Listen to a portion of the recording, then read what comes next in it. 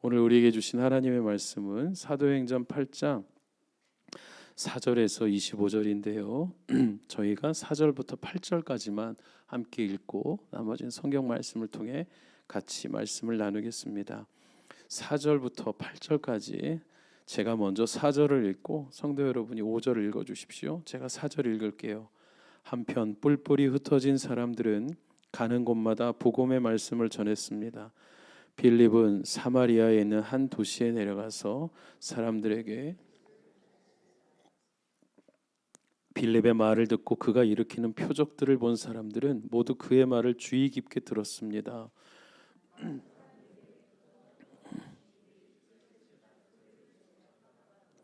많은 중풍 환자들과 지체 장애인들이 나았습니다. 8절 같이 읽을까요? 그리하여 사마리아 도시 안에 큰 기쁨이 생겼습니다. 아멘. 제가 몸이 아프거나 그러진 않는데 금요일부터 갑자기 목소리가 안 나왔어요. 그러다가 오늘 조금 나아졌는데 성도 여러분께 불편을 드려서 죄송합니다. 기도하면서 많이 나아지는 것 같아요. 오늘 이 교회는 모든 캠퍼스가 함께 사도행전 말씀을 공부하고 있습니다. 지난주에 제가 정말 사랑하는 본문이 말씀으로 또 선포가 됐고, 또 지난주에 아프리카 현지에서 예배드리는데 그것도 참 은혜로웠지만 그 어느 때보다 우리 성도님들이 참 많이 보고 싶고 감사하고 그랬습니다. 우리 수고하신 부목사님과 또 우리 순장님, 모든 팀장님들께 다시 한번 감사를 드립니다. 제가 지난주 말씀에 한 가지 함께 나누고 싶은 게 있는데, 스데반이 맞아 죽어가면서 하늘을 우러러 보니까 예수님이 어떻게 하고 계셨었나요? 일어나셨다고. 여러분, 자녀들이 혹시 엄마, 아빠, 예수님이 돌아가셔서 지금 어디서 뭐 하세요? 이런 질문, 아주 깊은 신학적 질문을 하는 우리 자녀들이 있으면 여러분 뭐라고 대답해 주셨습니까? 지금까지 네 마음속에 있어 이러고 퉁 치셨나요? 우리 사도신경 외보다 보면 이런 고백을 하죠. 하늘에 오르시어 전능하신 하나님 우편에 앉아 계시다고요. 그게 지금 여러분처럼 의자에 앉아 있다가 아니라고 했습니다. 모든 그분의 본래의 영광과 그분의 능력의 자리를 그 자리로 다시 돌아가셨다는 것이죠. 앉아서 뭐 해요? 앉아 계신 게 아니라고 했어요. 그런데 성경은 우리에게 그분을 이해할 수 있도록 때로는 앉아 있다, 일어났다 하는데, 아니 앉아 있다고 했는데 사도신경에는 지난주 본문에는 예수님이 벌떡 일어나신 거예요. 왜 일어나셨습니까, 여러분? 그분이 왜 일어나셨습니까? 그리고 스데반은 하늘을 보는데 예수님이 일어나셨어. 여러분, 그게 뭐예요? 이제 스데반이 곧 죽는 거죠. 이제 곧 주님 곁으로 가까이 오는 중인 거예요. 그러니 예수님이 일어나신 게 뭐 하셨던 겁니까? 마중 나가시는 거죠. 너 이제 나한테 오는구나. 수고했다. 많이 아팠구나.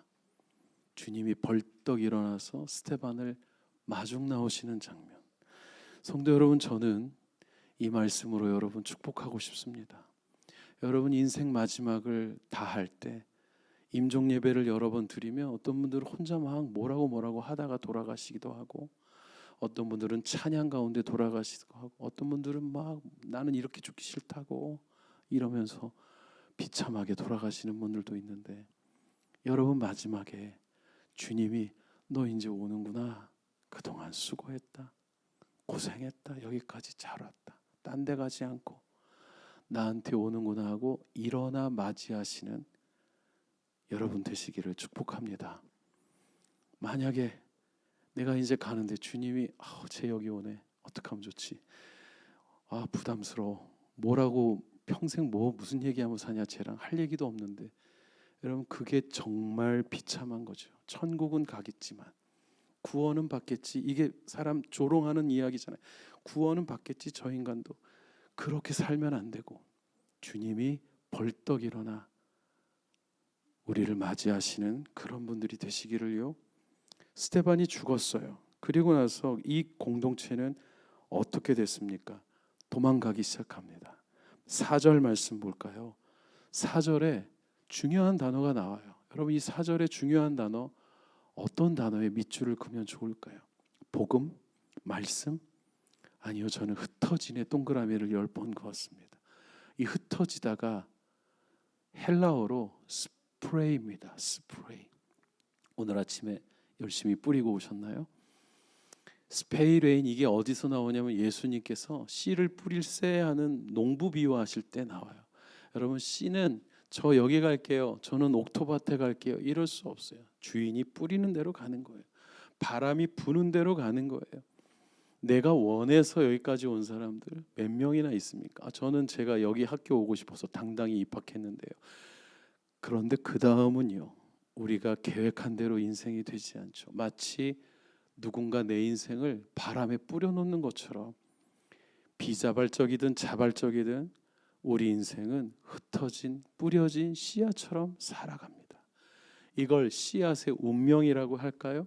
근데 우리 기독교가 운명이라는 단어를 그렇게 아무렇지도 않게 쓰면 안 되잖아요.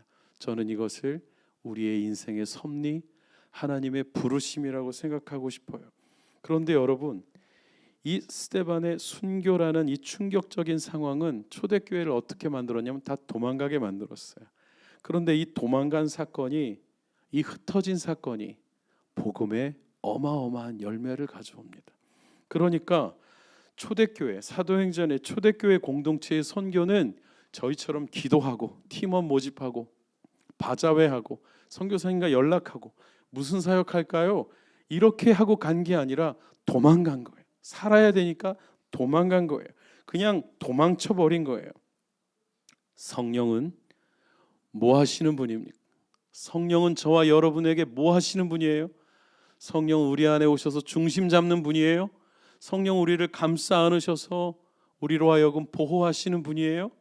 아니요. 사도행전에 이 성령님 보니까 쫓아내시는 분이네요. 도망가게 하시는 분이고, 여긴 도저히 못 있겠어서 도망가게 하시는 분, 어디론가 또 떠나게 하시는 분이세요. 아니, 지금까지 배운 성령님과 또 좀 다른 것 같아. 나는 어렸을 때부터 성령하면 방언밖에 생각 안 나다가 그래도 샌디에고 온누리교회 와서 성령은 중심에 거하시는 분이고 우리 안에 있는 분은 예수가 아니라 성령님이신데, 성령이 예수에 대해서만 가르치니 하늘에 계신 그 예수님이 내 안에 있는 것처럼 믿게 하는 분이 여러 가지를 배웠는데, 아니 오늘은 이분이 우리를 쫓아내신다고? 흩어버리신다고? 여러분, 그분은 예수님한테도 그랬습니다. 예수님께서 세례받고 올라올 때 하늘이 얼마나 기뻐했어요. 하늘에서 음성이 나기를 이는 내 사랑하는 아들이요 내가 기뻐하는 자다. 너희는 저의 말을 들어라. 그리고 성령이 비둘기것처럼 어깨 위에 내려오셨는데 그 다음에 무슨 일이 일어났습니까? 성령이 예수를 광야로 내몰았대요. 내몰았다. 여러분, 이 단어가 내몰았다는 단어를 주로 언제 씁니까? 우리 예배 드리는데 갑자기 고양이 한 마리 들어오면 어떻게 내몰아야죠? 내몰아야지. 여러분도 저도 같이 내몰아야지. 이게 성령이 예수를 광야로 내몰았다? 그러면 예수님이 어떻게 했다는 거예요? 당황하면서 이거 왜 이러세요? 안 가셨다니. 제 해석이 좀 무리스러우면 제가 원어의 뜻을 한 번 더 말씀드려보고자 합니다. 내몰았다의 헬라어 원어는 더 충격적이었어요. 집어 던졌다. 비둘기 같은 그 온유한 성령이 예수를 광야로 집어 던졌어요. 여러분, 세례 받으셨죠? 세례 받을 때 축복하고 교회가 다 기뻐하고 여러분 친구, 여러분 순원, 여러분 목장, 여러분 구역원들이 다 눈물 흘리고 꽃다발 안겨주고, 그 다음에 어떻게 했습니까?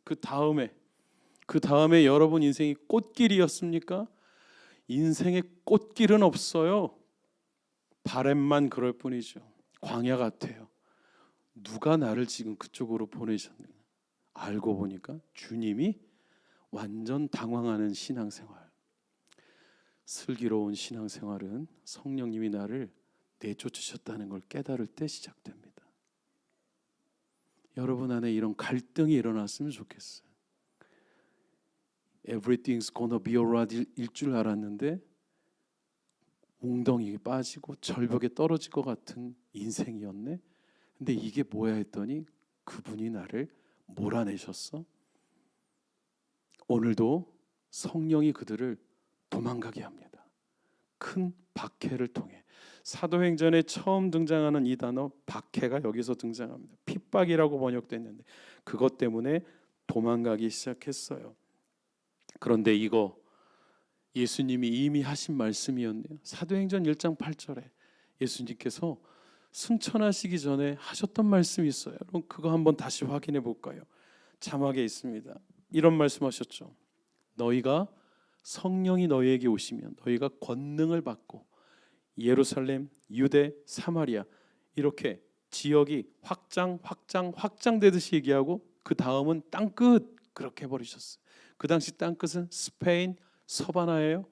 그런데 많은 사람들은 이 구절을 가지고 성령님을 어떻게 소개했냐면 권능의 성령, 폭발적인 힘이.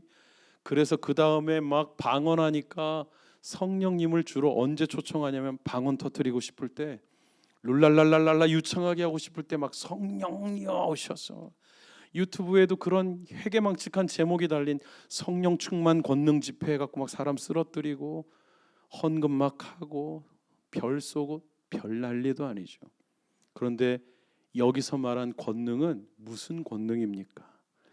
박해받고 핍박이 찾아올 텐데, 너희가 원하는 삶이 아닌 곳으로 쫓겨다닐 텐데 그 모든 것을 이겨낼 힘을 미리 줄게. 그 모든 고난을 해석할 능력을 미리 줄게. 너는 절망, 저주, 좌절이 아니라 너는 죽을 병이 아니라고. 너는 살아날 거라고. 너는 너희 아이와 행복하게 살 거라고 이미재 선교사님이 피부병 걸린 23살 뼈밖에 안 남은 자매에게 복음의 메시지를 준 것처럼 권능은 그때 필요했던 겁니다. 여러분, 2023년 기준 전 세계에 흩어져 있는 한인 디아스포라 제외 국민이 대략 몇 명쯤 될 것 같으세요? 제가 예전에 강의하고 다닐 때는 600만 한인 디아스포라 막 이랬는데 달라졌어요. 730만 정도 있습니다. 그 중에 외국 국적을 취득한 분들은 몇 명쯤 될까요? 반이 훌쩍 넘어요. 460만 명입니다. 아직 국적을 변경하지 않고 해외에 거주하는 재외 국민은 246만 명이나 있습니다. 국적을 바꾸신 분들은 주로 호주, 뉴질랜드, 캐나다, 미국, 일본 등에 계신 분들이겠죠.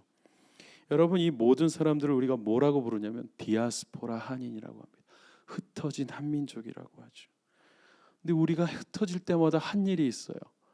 일본 사람들은 전 세계에 흩어져서 뭐부터 합니까? 이현주 집사님께 여쭤봐야 되는데 뭐부터 하나요? 회사 차린다 그러나? 중국 사람들은 뭐 식당부터 해요. 한인은 뭐 할까요, 여러분? 한인은 교회부터 세웁니다. 흩어지면 흩어지는 대로 교회부터 시작해요. 놀라운 거예요. 그러다 또 싸워서 깨지고 해 뭐 어쩌고 하든 간에 교회 시작하는 게 우리나라 사람들이었어요. 6.25 전쟁 때 다 흩어져서 도망갔어요. 북한에 있던 사람들이 도망친 곳이 남쪽으로 왔는데, 땅 끝까지 왔는데 그분들이 남한을 전 세계적인 기독교 국가로 만드셨네요. 전 세계에서 가장 큰 교단의 교회가 다 대한민국에 모여 있습니다. 침례교회, 순복음교회, 장로교회, 감리교회. 어마어마해요. 대한민국을 미시건 호수에 던지면 퐁당한데요. 근데 거기에 전 세계 파송 선교사 2위의 대국이 되는 나라가 된, 여러분, 우리가 왜 북한 사역합시다, 북한을 위해 기도합시다, 종북 좌파여서가 아니라 그들이 우리에게 영적인 빚을 지게 했기 때문이죠. 동방의 예루살렘이 피폐하게 됐기 때문이죠. 이런 곳이 바로 사마리아였습니다. 빌립이 간 곳이 사마리아였어요. 5절 말씀 볼까요? 여기에서도 동그라미를 치고 싶은 말씀이, 성경 구절이 뭔가 오늘 본문 5절에 저는 사마리아의 동그라미를 100번 하고 싶었어요. 사마리아는 그동안 더러운 땅, 거긴 가선 안 되는 땅, 변두리 갈릴리조차도 사마리아 같은 데는 가지 말라고 할 정도로 무시하는 땅이었습니다. 이단 취급받았어요. 반유대인이었어요. 하프 주이시, 안티 주이시, 상종을 못할 사람들이었어요. 우리나라에도 그런 욕이 있죠. 잡혀갔다가 돌아온 우리 누이를 사람들이 환향녀라고 부르기 시작해서 고향으로 돌아온 여인. 근데 그 말은 나중에 더러운 여자라는 의미가 됐습니다. 그래서 녀에 니은자를 붙여서 부르기 시작했고 이게 욕이 돼버렸어요. 사마리아 땅 사람들도 그런 식으로 무시했어요. 사마리아인들도 오기가 있어서 우린 너네 인정 안 해. 모세 오경만 인정하고 예배는 예루살렘이 아니라 그리심산에서 하는 거잖아. 대들기 시작했어요. 여러분, 이게 예수님과 사마리아의 수가성의 여인의 대화죠. 우리는 이 산에서 예배드리는데 당신들의 말은 예배할 곳이 예루살렘에 있다고 하더이다. 그때 주님 하신 말씀, Not A but B. 이 산도 아니고 저 산도 아니야. 온누리교회도 아니고 순복음교회도 아니고 바로 네가 지금 있는 그곳이 거룩한 성전이 되어야 한다. 우리가 열왕기상을 공부하는 게 성전에 대한 공부하고 있죠. 복음 전하기 참 어려운 지역이었습니다. 그런데 빌립은 여기에 가서 기적을 베풀기 시작합니다. 오늘 본문 말씀에 7절 한번 보실까요? 많은 사람들에게 붙어있던 더러운 귀신들이 찢어질 듯한 소리를 지르며 떠나갔는데, 이거 예수님이 하셨던 거잖아요. 예수님이 귀신 쫓을 때마다 귀신들이 발악을 하면서 주 예수여 나를 내버려 달라고 하면서 소리 지르면서 시끄럽다, 닥쳐라, 나가라. 이게 빌립을 통해서 이루어지고 있는 중이에요. 게다가 또 중풍 환자와 지체장애인들이 나왔다. 오늘 말씀 준비하는데 빌립이 라이베리아에 같이 갔다면 중풍 환자와 지체장애인들이 나았을 텐데 하면서 말씀 준비했어요. 그런데 성도 여러분, 더 중요한 게 있습니다. 6절 말씀 보십시오. 빌립이 한 이 모든 게 그냥 기적이 아니라 표적이라고 했습니다. 우리 성도 여러분, 제 설교 오래 들으신 분들은 기억하시죠? 표적과 기적이 뭐가 다른지. 둘 다 똑같이 미라클이에요. 그런데 예수님이 하셨던 기적은 미라클에 그치지 않고 사인이 됐어요. 그가 누구인지를 알게 하고 그분이 뭐 하는지를 알게 하는 기적이 됐다고요. 아프리카의 주술사들도 기적을 베푼다고 합니다. 그럼 그 기적이 무슨 사인이에요? 귀신의 왕을 힘을 빌어서 하는 짓이라는 사인이 되는데, 예수님이 했던 기적은 하나님의 아들이라는 사인이 됐던 것처럼 빌립이 하는 모든 기적은 예수님이 나타내셨던 사인이 됐던 거예요. 이게 중요했습니다. 그렇기 때문에 8절에 사마리아 도시 안에 큰 기쁨이 넘쳐나기 시작했다. 여기까지가 딱 끝나면 얼마나 좋아요. 해피엔딩. 드디어 사마리아도 회복이 됐구나. 근데 누가는 우리에게 중요한 이야기를 이제부터 합니다. 9절에 시몬이라는 사람이 있습니다. 이 사람 마술사입니다. 이 당시에 이 사람을 뭐라고 불렀냐면 시몬 마고스라고 했어요. 마술사 시몬이라고 했어요. 이 사람이요, 놀라운 일을 행했고 모든 사람들 앞에서 높은 사람이 됐고, 그 다음 구절에는 높은 사람이나 낮은 사람 누구나 다 이 사람을 숭배하는 존재였다고 합니다. 마치 아프리카의 주술사 혹은 옛날 한국 시골의 무당 같은 사람들, 폐묘에 등장하는 영역 있는 어떤 무당 같은 사람들, 한 건수당 수억을 부르는 사람들. 그런데 더 큰 문제는 사람들이 이 사람을 잘못된 사람이라고 분별하지 못하고 하나님의 능력자라고 생각했던 거예요. 유튜브에도 그런 사람들이 엄청 많죠. 웬 젊은이가 전도자라는 이름으로 사람들 막 쓰러뜨리는 영상이 있고, 자기가 마시던 생수 갖다가 너의 몸에 바르면 나을 거래요. 내가 그 생수 나한테 보내달라고, 나 허리에 좀 붓겠다고, 진짜 낫는지 한번 보고 싶다. 근데 사람들은 거기에 그 사람을 찬양하고 있어요. 여러분, 이단과 독재와 악마는 추종자 없이는 존재하지 못합니다. 이 시몬도 그 동네 사람들의 영혼을 빼앗고 있는 중이었어요. 하나님의 능력이 있는 사람이라고 했어요. 근데 여러분, 여기서 더 큰 아이러니가 시작됩니다. 시몬이 빌립에 대한 복음을 듣고, 빌립이 말하는 복음을 듣고 이 사람도 빌립한테 믿고 세례를 받았어요. 13절 말씀에 빌립이 전하는 말씀이 대단하니까 시몬도 믿고 세례를 받고 빌립을 따라다니게 됐습니다. 그런데 이 시몬이라는 사람이 빌립이 하는 기적을 보니까 자기랑 차원이 달라요. 너무 놀랐습니다. 자, 세 번째 마지막 챕터이죠. 사마리아에 하나님의 복음이 전했다는 얘기를 예루살렘이 듣고 베드로와 요한을 보내기 시작합니다. 그리고 베드로와 요한이 온 목적이 여기에 있어요. 16절, 15절과 16절 같이 한번 볼까요? 베드로와 요한이 그곳에 도착해서 사마리아 사람들이 성령 받기를 기도했는데 왜냐하면 그들에겐 아직 성령이 오시지 않았고 그들은 주 예수의 이름으로 세례를 받았을 뿐이다. 여러분, 이런 구절을 읽을 때 여러분이 저처럼 혼란스러우셨으면 좋겠어요. 왜냐하면 사도행전 2장에 분명히 베드로가 말하기를 너희가 회개하고 주 예수의 이름으로 세례를 받고 죄 사함을 받으면 성령을 선물로 받겠다고 했거든요. 우리도 예수님, 당신이 나의 삶의 주인이십니다. 제가 죄인입니다. 저를 용서해 주십시오라고 기도하고 주님 앞에 주님을 영접하는 순간 하늘은 성령을 우리에게 선물로 주십니다. 근데 오늘 본문에 보니까 그거 다 했는데 성령이 안 오고 계셨다는 거예요. 헷갈려야 됩니다. 이거 왜 이렇지? 여기서는 왜 시차가 있지? 왜 바로 안 해주지? 왜 지연하지? 저도 어제 목소리가 안 나오는 와중에 이거 푸느라고 몇 시간을 씨름을 했는데 힌트를 하나 얻었습니다. 이걸 나누고 오늘 말씀을 마칠게요. 힌트는 요한입니다. 여러분, 요한이 사마리아의 한 마을을 지나갈 때 그가 내뱉은 말이 있었어요. 똑같은 사도행전과 누가복음의 저자인 누가는 요한이 뭐라고 했는지를 너무 선명히 기억하고 있어요. 그게 누가복음 9장 54절입니다. 자막으로 한번 확인해 볼게요. 사마리아의 한 마을이 예수님을 반기지 않자 야고보와 요한이, 여러분 야고보와 요한의 별명이 뭡니까? 우레와 천둥이에요. 장난 아닌 친구들이에요. 성품 사랑의 사도 아니고 사탄의 사도 아니야. 쟤네 너무 힘든 애들이죠. 그러니 얘네들이 뭐라고 했냐면 주님, 마치 조폭이 형님 부르듯이 형님 이것들을 그냥 하늘에서 불 이렇게 해버릴까요? 이렇게 말하는 장면을 누가가 너무 선명히 기억하고 있어요. 요한이 사마리아의 한 성을 이렇게 해버리려고 했던 사람이었다. 그때 예수님께서 무슨 소리를 하고 있냐고 베드로와 요한을, 야고보와 요한을 꾸짖으셨던 장면. 여러분, 여기에 요한이 마가의 다락방에서 자기가 하늘에서 불을 내리려고 했던 그 불과는 상당히 다른 불인 성령의 불이 자기에게 임한 뒤에 이제 이 불을 사마리아에 나눠주기 위해 방문하게 됩니다.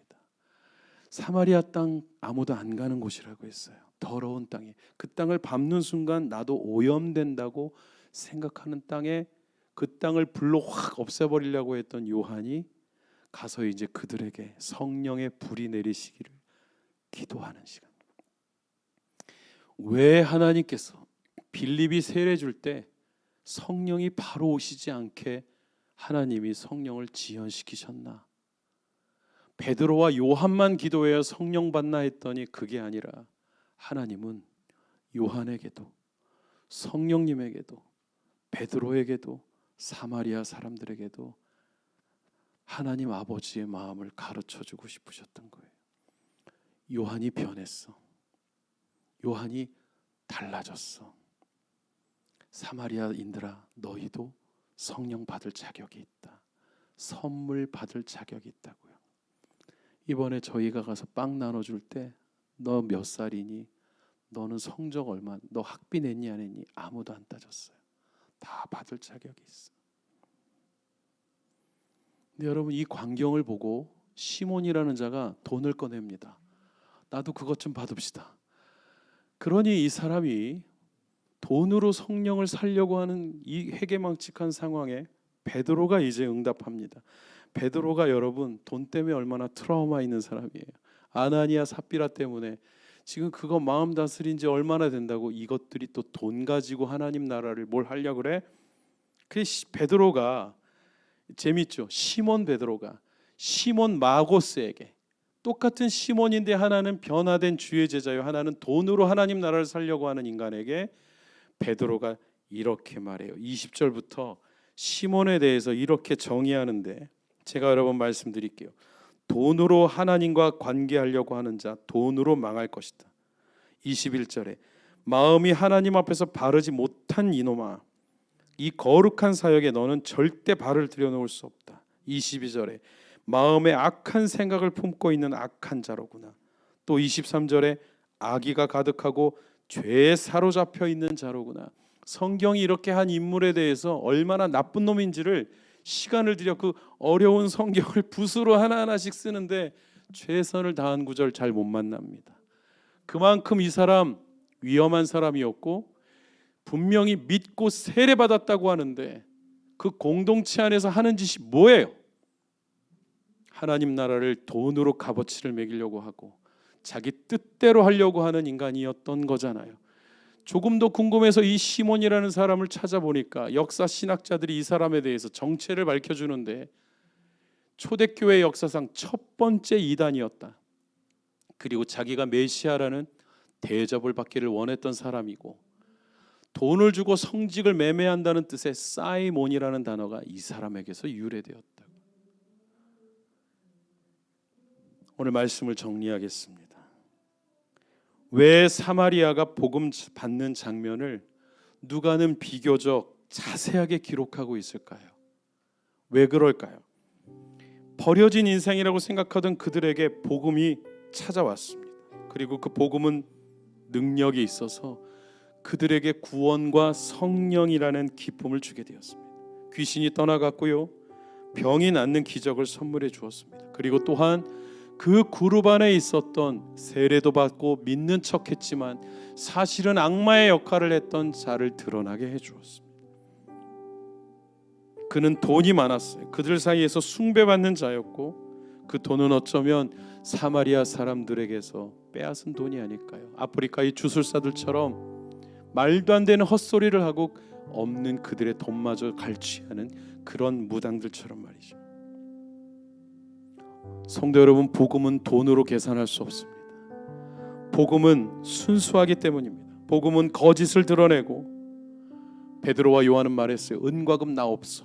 그러나 그분이 우리에게 예수의 이름을 남겨주고 가셨는데 그 이름은 너를 고칠 수 있다고요.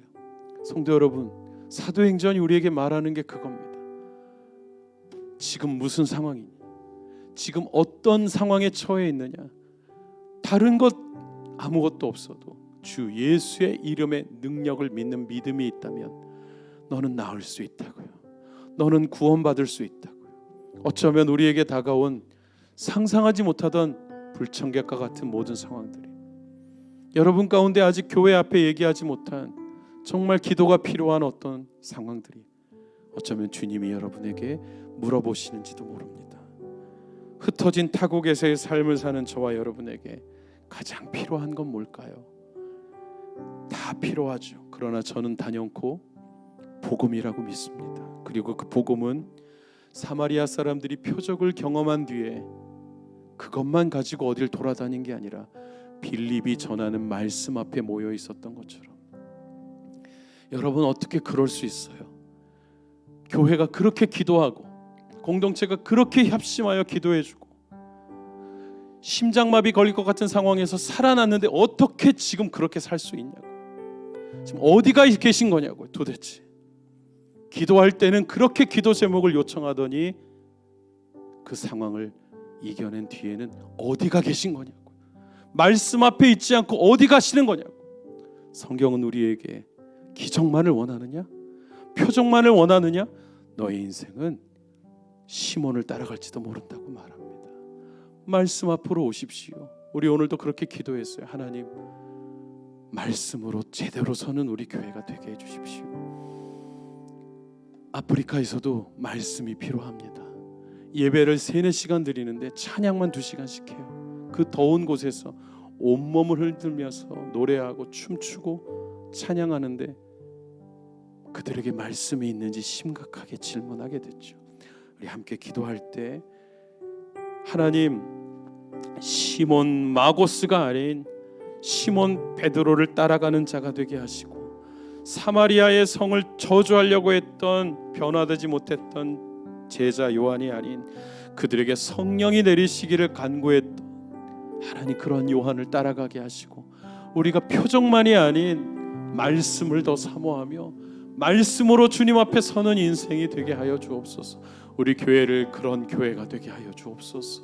우리 같이 함께 기도하며 나아가겠습니다. 오 하나님 아버지, 말씀을 주님 앞에 올려드립니다. 하나님, 말씀으로 주님을 바라보기를 원합니다. 우리에게 하고자 말씀으로 하시는 그 다시 한번 주님 앞에 우리가 서는 듣기를 인생이 원합니다. 되기를 원합니다. 주의 말씀의 하나님, 능력 위에 설 수 있도록 주님 역사하여 주시옵소서. 각자에게 깨달은 그 말씀들이 우리의 삶 가운데 작동하기를 원합니다. 작용하기를 원합니다. 그 말씀을 살 수 있는 힘을 허락하여 주시옵소서. 하나님, 우리가 말씀 앞에 설 수 있는 우리가 되기를 원합니다. 기적만을 원하는 우리가 되지 않기를 원합니다.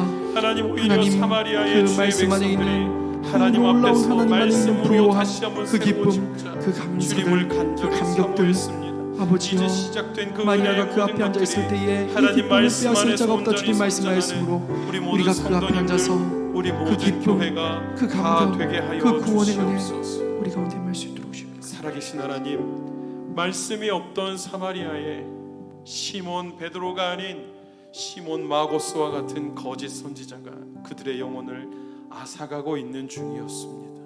주님이 사마리아 땅을 거부하던 빌립과 베드로와 요한에게 사마리아와 땅 끝까지 이르러 내 증인이 되어야 하겠다고 말씀하신 이유가 무엇이 있는지 알게 되었습니다. 하나님, 우리 인생 흩어져 살고 있습니다. 그러나 여기에 복음이 있다면 살아갈 수 있을 줄을 믿습니다. 그 복음의 능력이 우리를 질병에서 낫게 하시고, 그 복음의 능력이 표적만을 구했던 우리 인생에서, 사인만을 구했던 우리 인생에서 복음 그 자체이신 예수 그리스도를 사모하는 인생들이 다 되게 하여 주옵소서.